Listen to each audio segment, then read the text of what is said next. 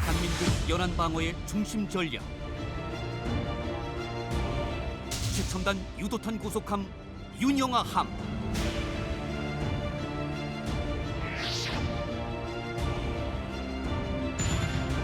급작스러운 ROC 변호라는 난관을 극복하고 최강의 고속함 건조에 돌입한 해군과 조선소.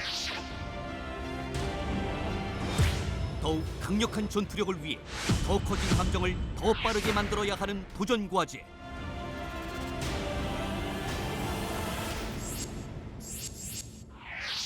여기에 적함의 그 어떤 공격에도 아군의 생명을 보호할 안전성까지 확보해야 한다. 최강의 안전성을 위해 윤영하함이 선택한 스텔스 기능. 그 첨단 기술의 핵심은 과연 무엇인가? 40노트의 속도와 안정적 연안 작전을 위해 개발 도입한 워터제트. 하지만 이 워터제트에 결정적인 결함이 발견됐다는 언론 보도가 쏟아지기도 했다. 윤영하함의 성능을 둘러싼 각종 의혹의 진실은 무엇인가? 걱정 레이더산 컨택 제일로 지속탄 공격. 유도탄 고속함 개발의 주역들과 함께 언론에 공개되지 않은 윤영하함의 탄생 비화와 대한민국 함정 개발의 발전 방안을 알아보자.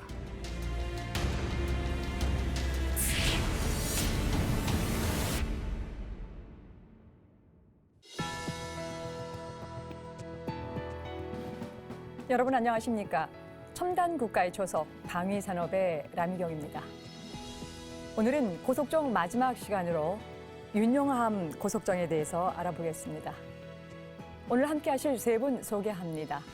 먼저 방위사업청 함정사업부 PKX 사업팀장을 역임하신 박균혁 예비역 해군대령 모셨습니다. 네, 박근영입니다. 충남대학교 함정시스템연구센터의 정재수 센터장 나오셨습니다. 반갑습니다. 마지막으로 주식회사 한진중공업의 이정관 상무 모셨습니다. 안녕하십니까, 이정관입니다. 함께해 주셔서 고맙습니다. 모든 함정이 그렇겠지만요. 특히 고속정이나 이 고속함의 건조 과정에서 이 속도나 이 무장 또 방어력을 동시에 갖춰야 한다는 것은 굉장히 중요한 이 난관에 부딪힐 수 있는 문제입니다. 이때 바로 이제 문제가 되는 것이 배의 중량, 바로 이제 무게가 문제가 될 텐데요.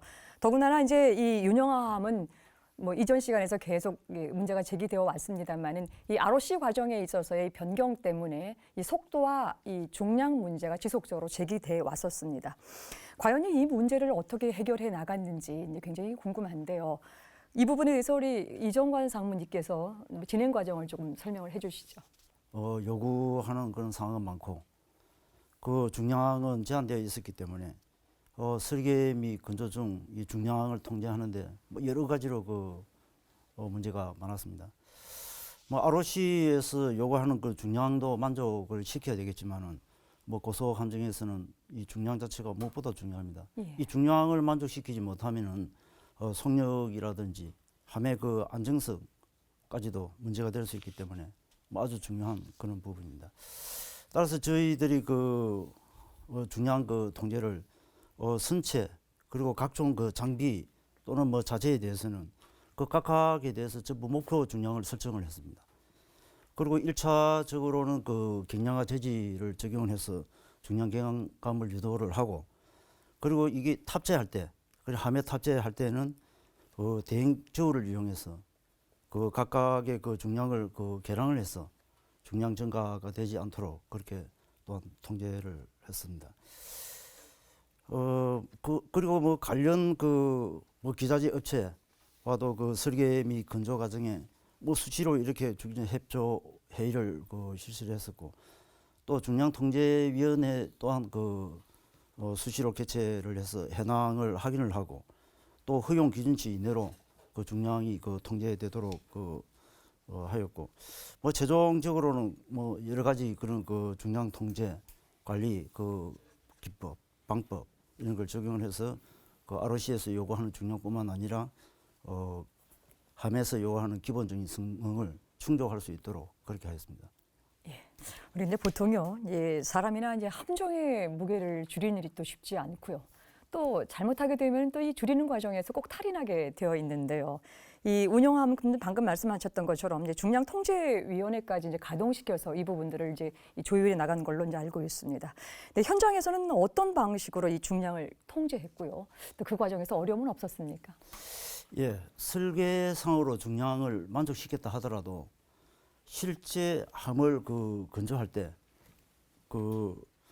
최종적으로 저희들이 경사 시험을 실시합니다. 예. 경사 시험을 실시해서 중량이 만족되지 않는다면 이것 또한 하나의 시험 평가 항목으로 되어 있기 때문에 함을 인도할 수 없는, 그러니까 건조 후에 중량이 만족되지 않으면 더 큰 그런 문제가 발생을 합니다. 따라서 저희들이 설계 단계에서부터 건조 후 최종 인도 시까지 뭐 전 과정에 대해서 이 중량을 관리하도록 하기 위해서 전사적으로, 그러니까 설계, 생산, 자재, 뭐 품질 관리를 포함해서 뭐 전사적인 그런 중량 통제 위원회를 조직해서 운영을 했고, 그다음에 각 건조 단계별 전체 중량을 하나하나 모니터링해서 중량 증가가 예상이 된다든지 할 경우에는 대책을 사전에 수립해서 불필요한 중량 증가가 발생하지 않도록 그렇게 했습니다. 뭐 시행착오라 하면은 뭐 일부 장비들의 경우 제작 후에 개량을 했을 때 뭐 중량을 초과한다든지 목표 중량을 만족하지 못하는 그런 경우가 있었습니다. 뭐 이것 때문에 그리고 수정 또는 재제작을 하게 된 그런 경우가 있었는데, 따라서 저희들이 배에 하나하나 장비들에 대한 탑재 시기가 있는데 그 탑재 시기보다 늦게 이 탑재됨으로써 생산 공정에 일부 차질을 초래한 그런 경우는 있었습니다. 말씀 잘 들었습니다. 윤영하급 유도탄 이 고속함은요, 우리 이제 해군 함정 중에서 유일하게 실전 경험을 바탕으로 해서 이제 건조된 함정으로도 알려져 있습니다. 사실 이제 2차 연평해전에서 너무 뼈아픈 이런 경험을 했기 때문에 바로 이제 이런 것들이 이제 경험사만 들어간 것으로 알고 있는데요. 박균영 대령님, 이제 그런 차원에서 이 윤영함은 설계 단계부터 이 승조원들의 어떤 생존 문제를 좀 더 적극적으로 보호를 해야 된다라고 하는 그런 의지가 좀 담겨 있다고 하는데 어떻습니까? 아쉽게도 연평해전은 이제 북방 한계선을 우리가 목숨으로 사수했고 또 적에게 심대한 타격을 줬기 때문에 승리한 해전은 분명합니다. 하지만 안타깝게도 이제 우리의 인명 피해도 컸다는 것을 간과할 수 없기 때문에 윤영하함을 건조하면서 제일 중요시했던 것은 우리 함정의 피해를 최소화하고 생존성을 강화하는 데 역점을 두고 설계를 했습니다. 이를 위해서 이제 먼저 우리 고속정들이 근접 전투에서 기습 공격으로 피해를 받지 않습니까? 이러한 피해를 방지하기 위해서 원거리에서 우리가 교전이 가능하도록 76mm 함포라든가 유도탄 등을 탑재해서 적의 기습 도발로 인한 그런 피해를 최소화할 수 있도록 했고요. 그 다음에 방화 격벽을 설치를 해서 혹시 한 구역에서 화재가 나더라도 다른 구역으로 이렇게 옮겨가서 피해가 확산되는 것을 방지를 했습니다. 또는 이제 적의 포탄 파편이라든지 소병기탄이라든지 이런 것에 의해서 피해를 막기 위해서 주요 격실인 조타실이나 전투정보실, 기관실 등에 이제 방탄판을 설치해가지고 적의 포탄 파편으로부터의 우리 인명이 손상되는 것을 방지를 하게 했고요. 또 이제 또 중요한 것은 각 격실마다 수밀문을 설치를 하고 우리의 이게 벌집 구조처럼 격실을 이렇게 다변화 시킴으로써 한 2개의 격실이 이렇게 침수가 된다고 하더라도 함이 이렇게 침수가 되는 일이 없이 복원력을 유지할 수 있도록 그렇게 했습니다. 그래서 우리가 그 윤영함에서 가장 역점을 두었던 것은 우리 그 고석정 그 참수리함의 인명피해에서 얻은 교훈을 적극 반영해서 생존성을 크게 향상시켰다고 할 수 있겠습니다. 이정은 상무님, 예. 이제 생존성 말씀을 좀 주셨는데요. 최고의 생존성은 아예 이제 공격을 받지 않게끔 하는 것이라 우리가 얘기할 수가 있을 텐데요. 이제 대표적인 것이 이제 적의 탐색이나 조준으로부터 아예 그 자체를 방해하거나 무력화시켜 나가는 것들을 이제 의미할 텐데요. 이제 바로 이제 윤영하급에서 이런 스텔스 기능을 갖고 있다고 하는데 자세한 설명을 좀 부탁드리겠습니다. 네. 그 윤영아 하면 적의 그 레이더나 또는 그探지 센서 그리고 무기 체계들로부터 피탐 그 확률을 줄이고 뭐 생존 능력을 향상시키기 위해서 스텔스 기능을 적용을 했습니다. 그 선체 및 탑재 장비에 대해서는 레이더 그 면적을 최소화할 수 있도록 그 형상화 기법을 적용을 했고 또 기관실과 선체에서 발생하는 그 적외선에 대해서는 그 기관에 대해서는 적외선 저감 장치를 설치를 했고 또 선체에 대해서는 그 물 분사 장치 등을 설치를 했습니다. 따라서 그 소형 함정임에도 불구하고 가능한 그 최대한의 그 스텔스 기능을 갖출 수 있도록 그렇게 적용을 했었습니다. 말씀 잘 들었습니다. 스텔스 함정의 스텔스 기능에 대해서 조금 예. 부가적으로 좀 설명을 드리고 싶은데요. 저희들이 스텔스 하면 주로 그 스텔스기를 연상할 겁니다. 많은 예. 분들이. 뭐 이 함정도 스텔스 하면은 일차적으로 여러 가지 뭐 그 분야가 있지만은 그 적외선 레이더 크로스 섹션이라고 해서 레이더에 안 잡히도록 하는 것이 이제 목적인데 비행기는 상대적으로 규모가 적기 때문에 스텔스 기능을 해가지고 적용해서 RCS를 줄이면은 탐지되기가 굉장히 어려워집니다. 근데 함정은 사실은 이 비행기에 비해서 굉장히 크잖아요. 예. 뭐 유정함은 뭐 고속함이라고 적은 함정인데도 불구하고 레이더에 걸리지 않도록 줄이는 건 거의 불가능합니다. 그래서 함정의 스텔스 기능은 사실은 굉장히 제한적이죠. 레이더에 걸리지 않도록 하는 스텔스 기능은 거의 불가능하고 그 목적을 그래서 함정이 이제 그 체푸 기능이라고 그래가지고 기만 체계들을 갖고 있어요. 그래서 유도탄이 날아오면은 그 체푸를 쏴가지고 유도탄이 그 폴스 타겟으로 이렇게 유도가 되도록 함정이 아니고 그러면 그 체푸가 가지고 있는 그 RCS 레이더 크로스 섹션이 함정보다 커야 글로 갈 거 아닙니까? 그죠? 근데 함정 자체가 스텔스화 돼 있지 않으면 차푸의 그 RCS를 굉장히 키워야 됩니다.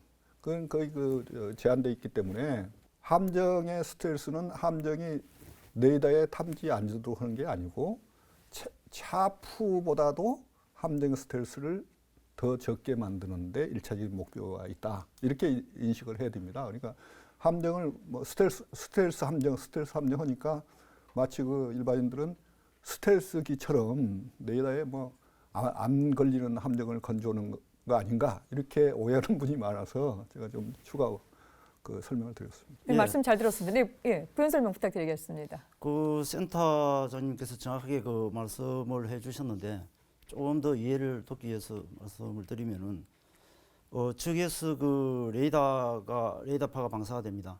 그러면은 본함에 레이더파가 맞아서 다시 되돌아오는데 이 되돌아오는 그 면적을 최소화시키는 겁니다. 그렇게 하면은 조금 전에 말씀드린 그 체퍼보다 면적이 더 작게 만들어서 이 함 자체를 나중에 적의 미사일이 날아올 때 이 체퍼를 발사하면은 그 미사일이 이 함보다는 체퍼 쪽으로 날아가게 됩니다. 그걸 지금 말씀드리는 겁니다. 크로스 섹션을 줄이는 방법은 여러 가지가 있는데요. 제일 좋은 방법은 배 크기를 줄이는 거죠. 그러니까 그 100% 스텔스 함정이 뭐냐면은 잠수함입니다.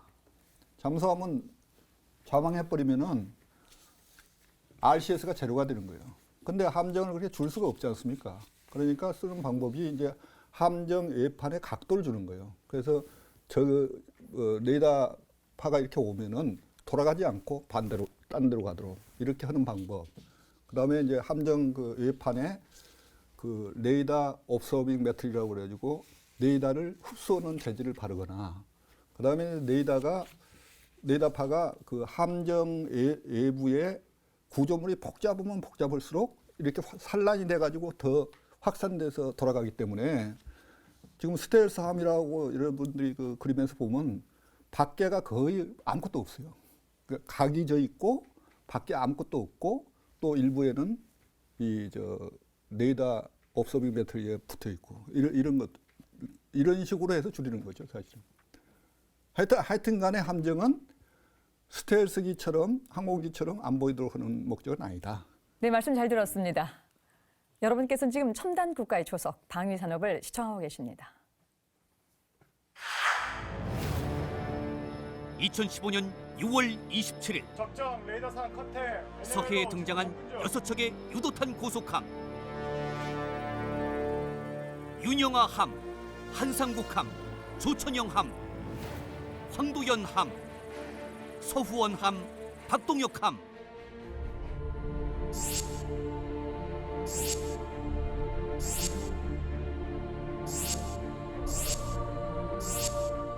제2차 연평해전 13주년을 맞아 다시 그 바다에 함께 등장한 참수리호의 영웅들.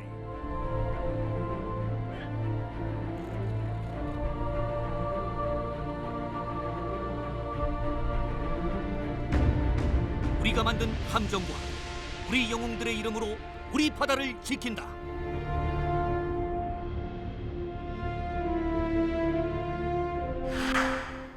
네, 자료화면 잘 봤습니다. 이번에는 이제 윤영함에서 발견된 몇 가지 문제점과 그 해결 과정들 좀 구체적으로 좀 살펴볼 텐데요. 먼저 이제 박근영 대령님께 전반적인 얘기를 좀 여쭙겠습니다.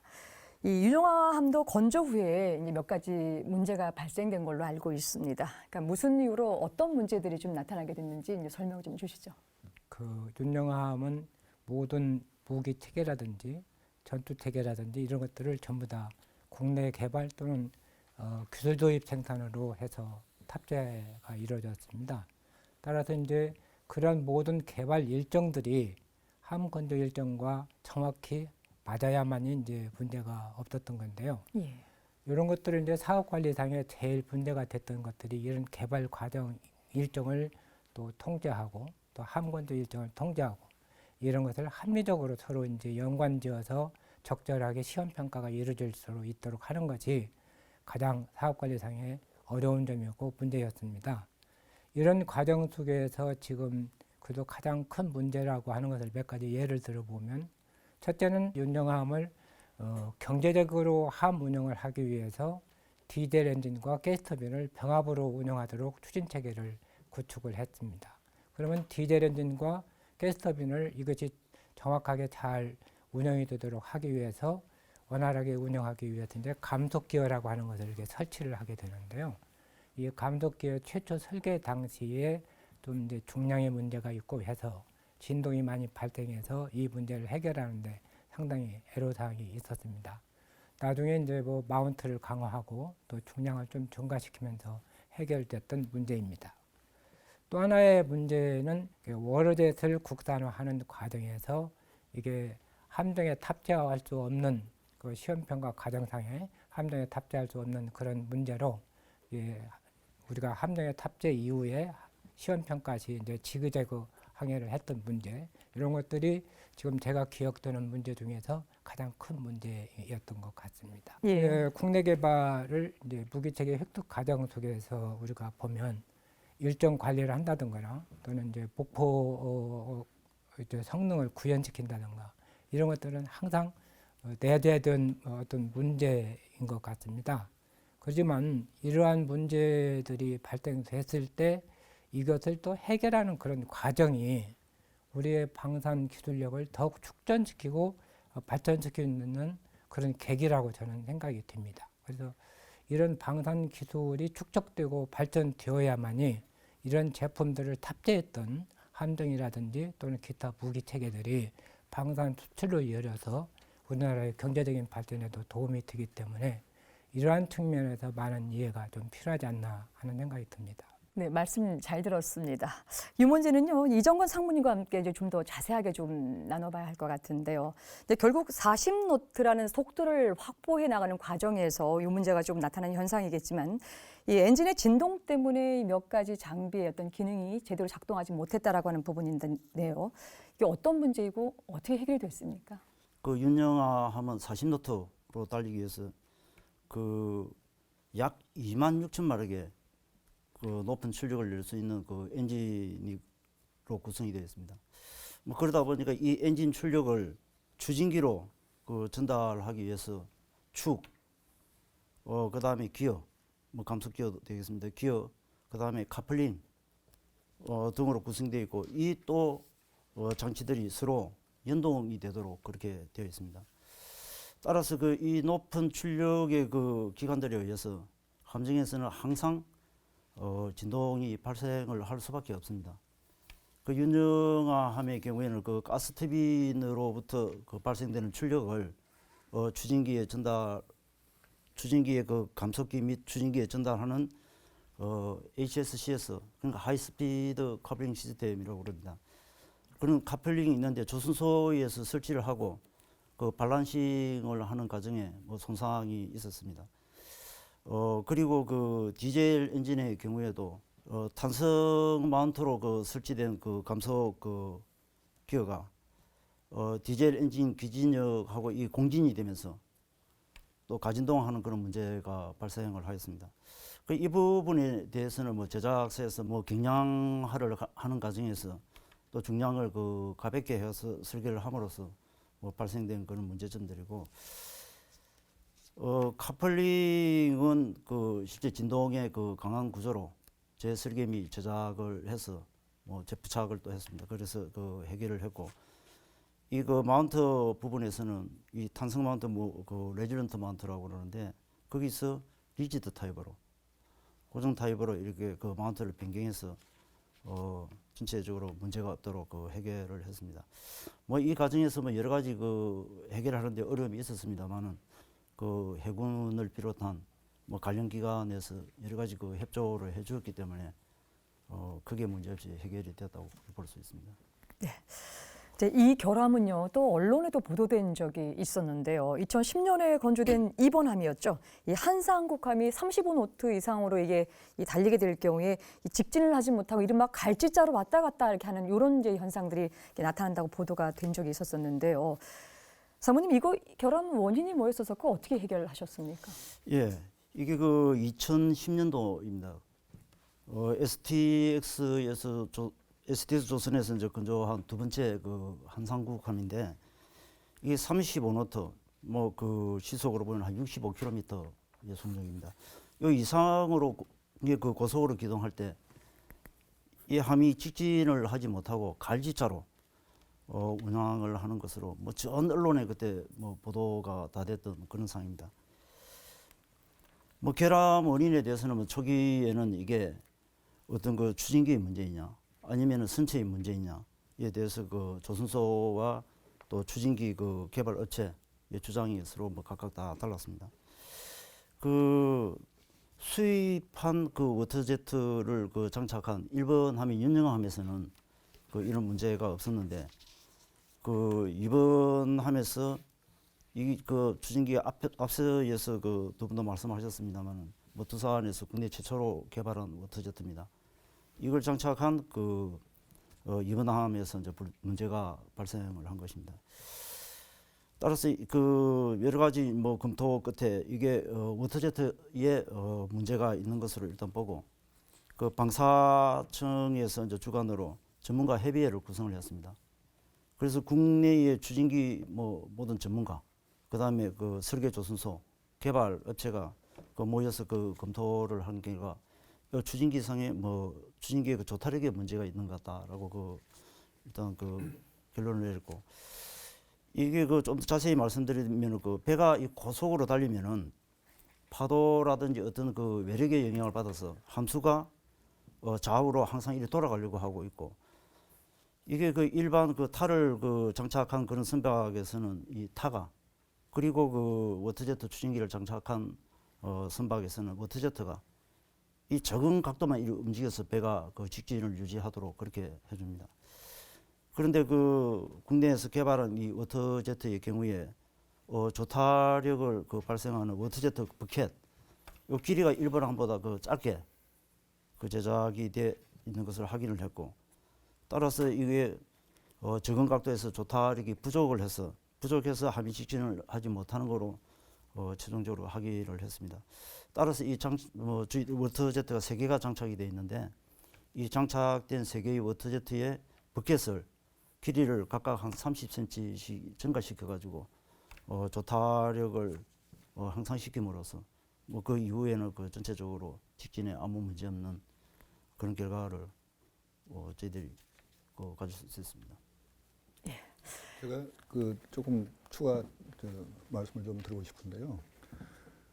그 당시에 언론에서 그 한상구함이 마치 뭐 큰 이 문제가 있는 것처럼 뭐 갈지자로 뭐 이 배가 뭐 간다는 등 뭐 아주 그 선정적인 그 얘기가 많이 나왔습니다. 근데 저희들이 기술적으로 보면은 워터제트라는 추진기를 단 함정의 특성은 기본적으로 직진성이 약해질 수밖에 없는 함정이에요. 그러니까 워터제트는 아까 우리가 연안에서 뭐 이 어망을 타고 넘을 수 있고 이런 장점이 있는 반면에 워터제트 그 자체가 직진성을 타 없이 조타기가 없어요. 일반 스크루 함정은 뒤에 조타기가 있습니다. 그래서 이 타가 딱 버티고 있기 때문에 사실은 직진성에 굉장한 그 안정성을 주거든요.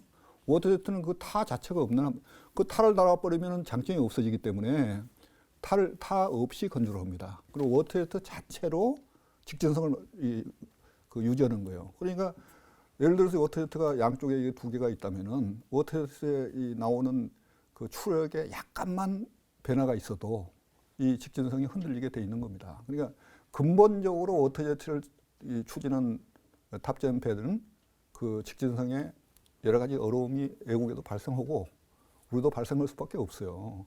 그런데 그건 이제 발생하면은 그게 왜 이런 문제가 발생했는가 해가지고 뭐 금방 그 설명한 대로 그걸 개선하면 되는 거예요. 개선하면 되는데 물론 그런 개선 과정 없이 처음부터 국내 개발한 워터제트가 뭐 완벽한 성능을 내면 좋죠. 근데 그러기가 어려운 거예요, 사실은. 그리고 또 그렇다 하더라도 이게 큰 문제가 아니고 결과적으로 개선하면은 다 문제가 없는 겁니다. 근데 그 당시에 국민들이 볼 때는 마치 뭐 방사청이나 해군이 그 뭐 엄청나게 잘못한 것처럼 이렇게 그 일종의 매도가 되기 때문에 참 그 안타까웠습니다. 지금 이제 두 분 말씀 참 중요한 지적을 좀 주셨는데요. 이제 오늘 이제 마침 또 세 분 다 나오셨으니까 이제 여기서 한 가지 제가 좀 여쭤볼 거는요. 원래 이제 무기 체계 개발 자체가요, 이 뭐 수십 가지 실패를 거쳐가지고 최적의 어떤 상품을 만들어가는 과정이다라고 하는 걸로 우리가 이제 전제해 봤었을 때요. 물론 이런 결함이 언론화되어 가는 과정에서 여론이 형성이 되게 되고 또 여론이 형성이 되긴 하지만 실질적으로 타격을 입는 데는 이 방산업체의 아마 이 자체일 겁니다. 또 그럼에도 불구하고 국민이 이 세금을 내기 때문에 국민들이 알 권리가 있다라고 하는 그런 또 주장을 또 상반된 시각에서 내놓고 있습니다. 한편에서는 알 권리로서 알아야 되겠다. 또 한편에 있어서는 과정적인 문제이기 때문에 우리가 이 부분들은 사회 국가 기밀처럼 좀 가야 되지 않겠느냐라는 이런 의견이 이전에 이제 그 육군 무기 체계하는 과정에서도 좀 논란이 좀 됐는데요.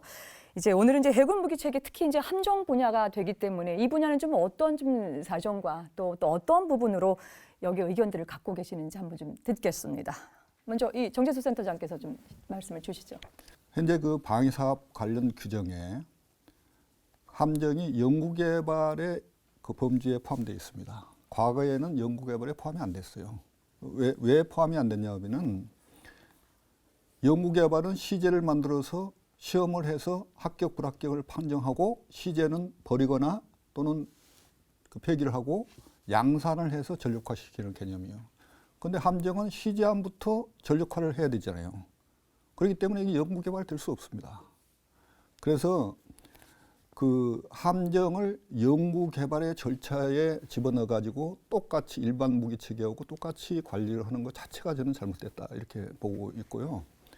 제가 조사를 해보니까 뭐 미국이나 이런 데서도 함정을 연구 개발 일반 무기 체계 연구 개발 절차에 의해서 관리하지 않습니다. 별도의 함정 건조 절차가 별도로 있어요. 과거에 저희들도 그렇게 했습니다. 그런데 지금 가장 큰 함정 건조 쪽의 문제는 그 관리 절차가 너무 통일을 시키기 위한 목적으로 연구개발이라는 일반 무기체계 연구개발 절차에 집어넣어져 있다. 이게 가장 큰 문제라고 저는 생각이 되고, 뭐 말씀하셨지만 육군이든 뭐 공군이든 해군이든 간에 무기체계를 개발하는 과정에서는 결함이 발생하는 것은 너무나 당연합니다. 시행착오가 발생하는 건 당연하죠. 그런데 이 결함 발생을 터부시하는 이런 분위기, 이게 정말 문제입니다. 만약 이런 분위기로 계속 일을 하라고 하면은 어떻게 하겠어요? 개발자들이 위험 요소가 거의 없는 이런 기술만 갖다가 진부한 그 무기 체계를 만들 수밖에 없어요. 그렇게 유도하는 겁니다, 사실은. 그래서 그런 분위기는 좀 개선이 돼야 된다. 왜냐하면은 무기 체계라는 것은 적하고 우리하고 이렇게 대응하는 거기 때문에 적의 성능보다도 조금 낮은 무기 체계는 의미가 없는 겁니다. 적이 갖는 성능보다 조금이라도 더 높아야 무기 체계에서 싸워서 이기는 거 아니에요. 예?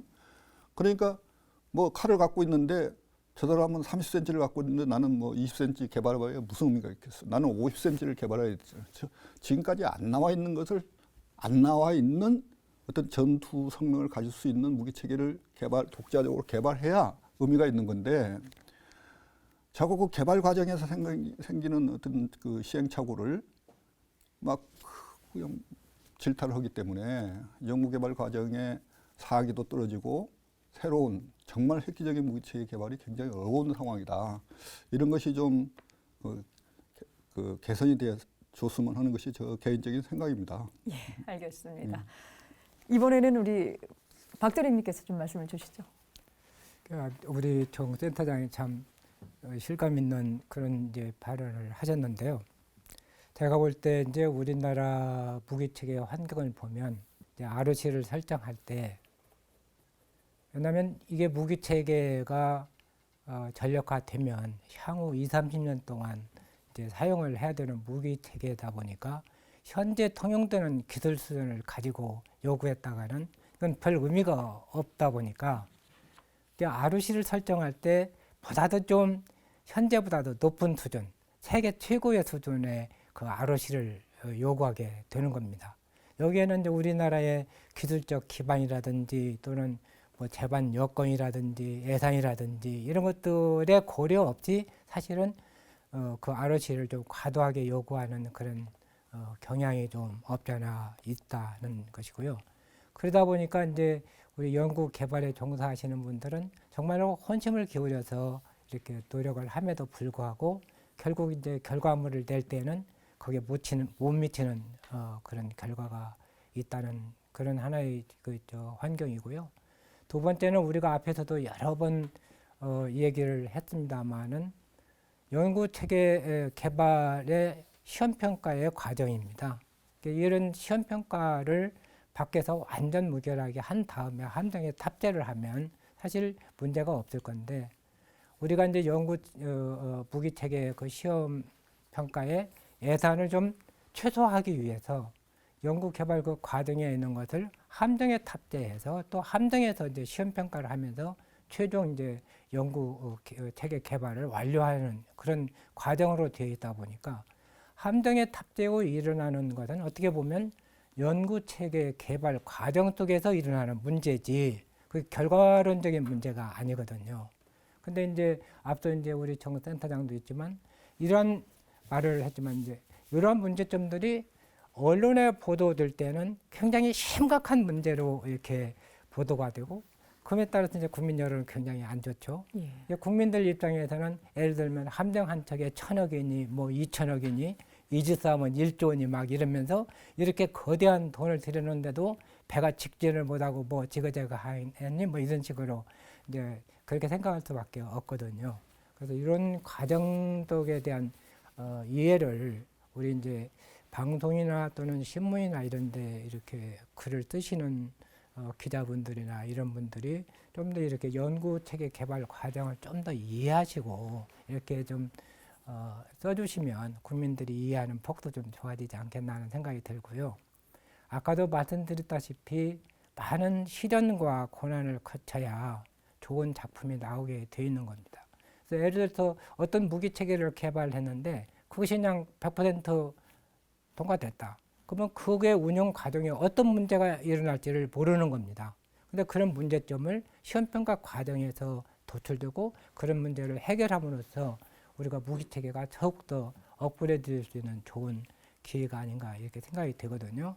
그래서 이게 마치 어떤 문제가 발생이 되면 부패의 시각으로 보는 것도 많거든요. 그래서 이런 시각을 좀 이제 버리시고 우리가 좀 현재의 우리의 연구 개발의 수준과 또는 환경과 이런 것들을 좀 잘 이해를 해서 국민들이 아까도 말씀드렸지만 조금 인내하고 바라보고 그러면 연구 개발에 종사하시는 분들이 더욱 힘을 내서 더 좋은 무기 체계를 개발할 수 있지 않을까 하는 생각이 듭니다. 중요한 말씀 이제 주셨는데 이제 상무님 얘기 듣고 이제 전체 한 종합을 좀 하겠습니다. 이정우 상무님 어떻게 보십니까? 예, 저도 그 앞서 두 분이 말씀하신 부분하고 뭐 비슷한 뭐 대답을 드릴 것 같습니다. 그 함정은 이 수많은 무기 체계가 조합된 그 복합 무기 체계입니다. 그 또 함정 개발은 이 무기 체계들을 통합을 해서 각각의 임무를 훌륭히 그 수행할 수 있도록 만드는 것입니다. 이 중에는 성능이 그 입증된 그 장비도 있을 수 있지만은 연구개발 장비도 있고 또 신규 그 장비도 있을 수 있습니다. 물론 그 육상에서 뭐 성능 시험을 이제 통해서 함에 그 탑재를 하게 되지만은 뭐 앞서 말씀드린 바와 같이 그 워터제트처럼 함정에 이 탑재를 해서 해상 시운전을 통해 그 성능이 확인되는 그런 장비들도 있습니다. 뭐 함정 개발 중에 장비 그 자체 또는 그 장비 간의 그 연동 시에 뭐 이러한 문제점들은 얼마든지 그 있을 수 있습니다. 그러나 이 부분은 그 뭐 지금 조선소들이 다 40년 이상 함정 건조 그 경험을 갖고 있고 그 능력 또한 뭐 세계적으로 뭐 최고의 그런 수준에 있기 때문에 뭐 일부 약간의 시간만 뭐 투입이 된다면은 그 뭐 해결하는 데는 전혀 문제가 없다고 그렇게 생각을 합니다. 그런데 그 개발 과정에서 그 조그마한 장비 하나의 그 문제로 뭐 함정 전체가 문제가 있는 것으로 그렇게 보도가 되고 또 뭐 심지어는 앞서 말씀 뭐 드렸습니다만 그 비리 등과 연관지어 가지고 그 보도를 하는 경우도 그 자주 보게 됩니다. 이런 그 과도한 그런 언론 보도는 이 문제 해결보다는 오히려 언론 대응에 그 집중하게 만들므로써 그 어떤 쉽게 풀 수 있는 그 문제에 대해서 더 많은 시간을 그 요구할 수 있는 그런 문제가 있다고 생각을 합니다. 조금 보완을 한 말씀만 더 드릴게요. 저희들이 무슨 그 학회에서 무슨 과제를 하면서 미 해군은 시제함을 건조하고 나서 어느 정도의 결함 사항들이 있는가, 그 인수 과정에서 이걸 미 의회 보고서를 입수해서 조사를 해봤어요. 어떤 함정은 뭐 몇백 건이 나옵니다. 미 해군도 인수 과정에서 결함 시정 요구 사항이 몇백 건씩 나오더라고요. 그러니까 미군은 그 사전 성능 검증에 엄청난 돈을 쓴다고 했잖아요. 우리보다 훨씬 많은 돈을 씁니다. 제가 알기로는 이지스 구축함 설계 비용으로 이지스 구축함 한 척 값이 들었다고 알고 있어요. 그 정도로 많이 씁니다. 우리는 얼마 든지 아세요? 그 선행 연구에 거의 돈이 안 들어갔고 설계비로 120억이가 들었어요. 그렇게 적은 돈으로 저희들은 이제 그럼에도 불구하고 미 해군이 시제함을 만들어 가지고 인수하는 과정에서 발생한 결함 사항들이 수백 건씩 나온다는 거예요. 그 데이터가 있는 겁니다. 지금 우리나라 지금 여건은 어떻게 돼 있냐? 결함 사항이 하나만 있어도 함정 인수를 못 한다. 이런 분위기. 그러니까 이렇게 가면은 앞으로 우리가 아무리 관리를 잘해도 함정, 특히 CG함은 인수 때마다 문제가 생길 수 있습니다. 이런 것들이 빨리 뭐 제도적으로 좀 개선이 돼야 되지 않겠느냐 그런 생각을 갖고 있습니다. 예, 알겠습니다. 굉장히 중요한 말씀을 지금 해주셨기 때문에 또 진행해야 될 시간상 오늘 이제 시청자 여러분들께서 세 분 패널의 이야기를 들으시면서 이 방위 산업에 관련된 비리와 결함에 있어서의 좀 인식의 제고가 되는 시간이 되었기를 또 기대해 봅니다. 자, 이제 마지막 질문에 이제 마무리가 다 되어가서 좀 정리를 좀 해야 될 것 같은데요. 센터장님, 지금 이제 오늘로써 이제 저희가 고속함에 대해서 이제 마무리를 하는 이제 시간을 갖고 있거든요. 근데 현재 우리 해군에서 이제 PKX라고 하는 명칭하에 이제 차기 고속정 개발을 좀 진행하고 있는 걸로 알고 있습니다. 이 PKX 사업 어떻게 좀 진행이 되고 있는지 설명을 조금 해주시죠. PKX 사업은 PKX 알파 사업과 PKX 브라보 사업으로 나누어져 있습니다. 그 알파 사업은 오늘 우리가 지금 논의를 하고 있는 570톤급 그 윤영하급 함정으로서 2008년부터 14년까지 18척이 건조가 됐습니다. 그래서 지금 실전 배치돼서 지금 운영 중에 있고, 브라보는 경하 톤수를 다시 200톤급으로 낮춰서 실질적인 고속정 사업으로 환원이 됐습니다. 그리고 이 브라보 사업은 다시 배치 1, 배치 2로 지금 현재는 나눠져 있는데 앞으로 뭐 가변될 수가 있는데 나눠져 있고, 배치 1은 지금 우리 이정관 상무님께서 근무하시는 한진중공업에서 그동안에 그 기본 설계를 마치고 CG함을 건조 중에 있습니다. 그리고 그 내년에 아마 전력화되는 것으로 알고 있고요. 배치 1이 적정한 숫자로 아마 건조가 되고 나면은 배치 2를 또 추가적으로 건조할 것으로 예상하고 있습니다. 그러나 이런 함정 건조 그 계획은 수시로 이렇게 변동이 되기 때문에 배치 1을 뭐 계속해서 더 지을 것인지 배치 2, 3로 또 나눌 것인지 하는 것은 가변성이 있다고 아시면 되겠고요. 저는 개인적으로 함정을 배치 개념으로 짓는 것은 굉장히 중요하다고 생각합니다. 왜냐하면은 특히 이제 고속정이나 이런 것처럼 척수가 많은 경우는 건조 기간이 많이 걸리잖아요. 1년에 뭐 수십 척씩 만드는 게 아니고 몇 척씩 만들기 때문에.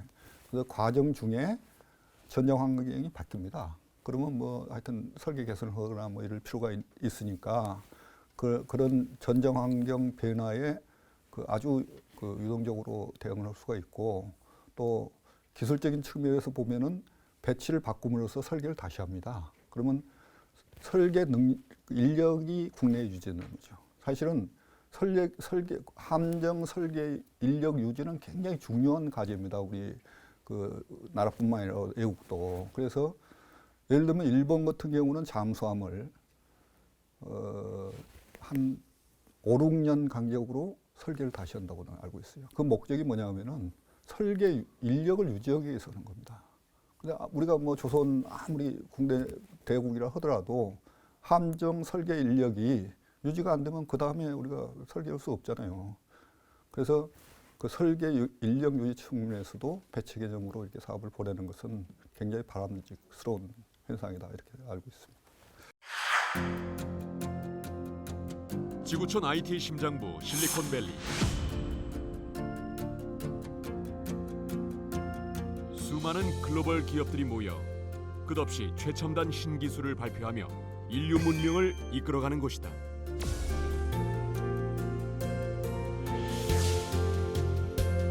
하지만 실리콘밸리의 사업 성공률은 단 1%. 100가지의 새로운 시도 중 실제 상품화로 성공하는 것은 한계에 불과하다는 것. 그렇다면 나머지 99%의 실패작들은 어떻게 될까? 2008년 한 게임 개발자가 시작한 실패 컨퍼런스 페일컨. 발명이나 투자에 실패한 사람들이 모여 서로의 실패담을 나누는 이 행사는 매년 수백 명이 모여 성황을 이루고 있다. 페일컨의 주제는 실패를 껴안고 성공을 만들자이다.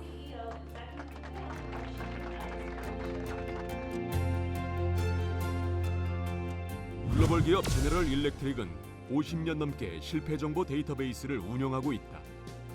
과거의 실패에서 성공의 열쇠를 찾을 수 있다는 믿음 때문이다.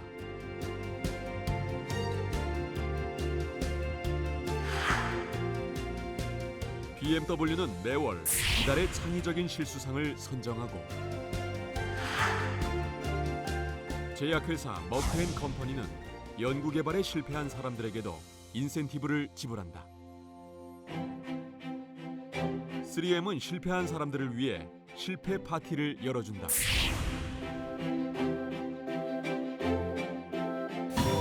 세상에는 두 가지 실패가 있다. 책임 추궁에 집중하는 실패는 그냥 실패가 되고, 원인을 찾아 분석하는 실패는 성공의 과정이 된다. 방위 산업이 존재하지 않았던 시절, 우리에겐 실패할 기회조차 없었다. 아직도 수많은 개발도상국은 실패할 기회도 얻지 못하고 외국의 무기에 의존하고 있다.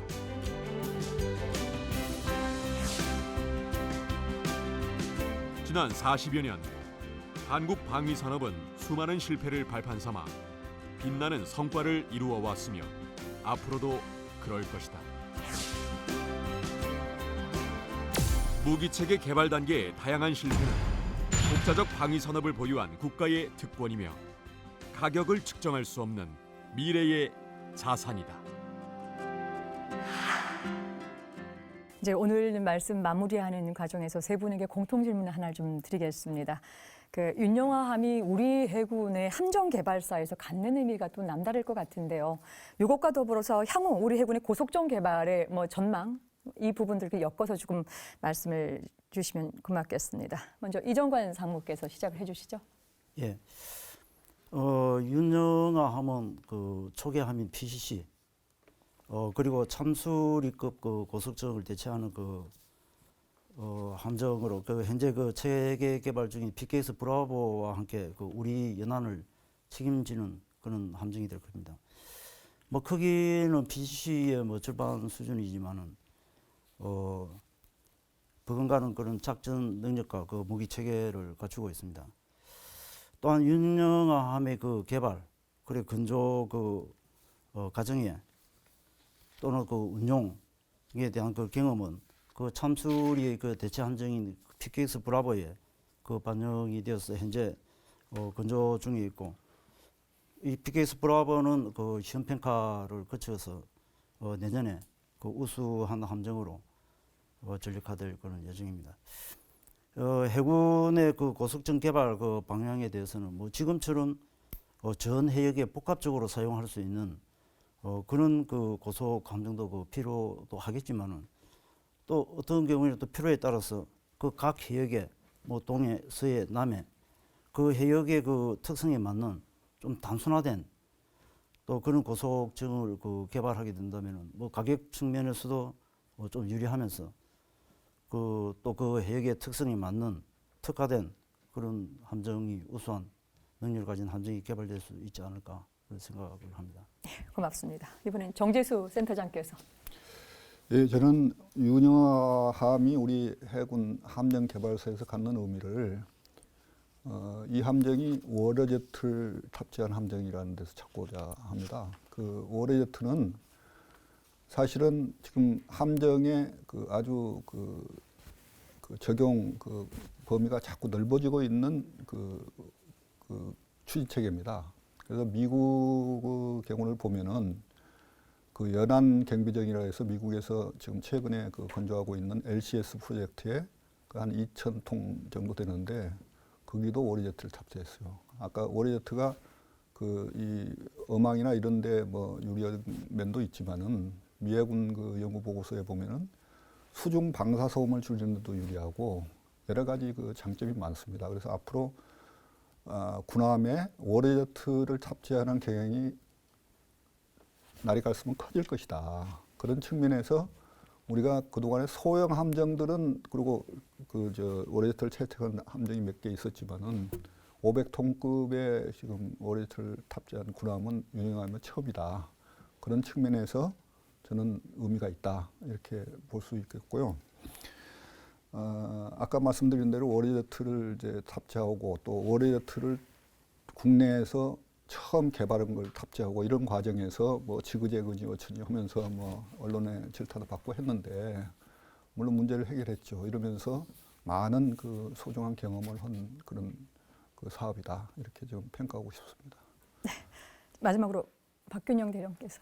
예, 지금까지 우리가 이제 윤영함에 대해서 건조 과정상의 여러 가지 문제도 얘기하고 했지만 저는 그 윤영함의 가장 중요한 것은 그 일부 이제 기관 장비를 제외하고는 모든 무장이라든지 전투 체계, 조금 전에도 말씀드렸지만 워터젯이라든지 이런 것들 전부 다 우리 국산화해서 탑재했다고 하는 데 대해서 대단히 의미가 있다고 생각을 합니다. 앞으로 해군 고속정을 어떤 크기로, 어떤 형태로 또는 어떤 척수로 만들 것이냐 하는 문제는 우리가 이제 해군에서 여러 가지 전략적 판단에 따라서 그 이제 진행을 되겠습니다만은 윤영함에서 우리가 개발되어 있었던 각종 무장이라든지 또는 전투 체계라든지 또는 오아르제시티라든지 이런 기술력을 그대로 놔둬서는 안 되고 앞으로의 향후 고속정에 계속 이제 반영함으로써 그렇게 해야 또 우리도 방산 기술도 확보가 되고 또 방산 수출도 가능할 것 같으니까 앞으로 그런 식으로 지금의 노하우를 계속 지속적으로 이렇게 반영해 나가야 된다고 그렇게 생각을 합니다. 네, 고맙습니다. 오늘 세 분 말씀 정말 감사합니다. 조국의 바다에서 다시 살아난 영웅들, 윤영하, 한상국, 조천형, 황도현, 그리고 서우원과 박동혁. 그 이름을 떠올리는 것만으로도 숙연해지는 연평해전의 영웅들입니다. 14년 전 조국을 지키기 위해 전투에 나섰던 그들은 이제 새로운 고속함의 이름으로 여전히 우리 바다를 지키고 있습니다. 대한민국 해군의 함정 개발사, 다음 이 시간에 이어가겠습니다. 고맙습니다.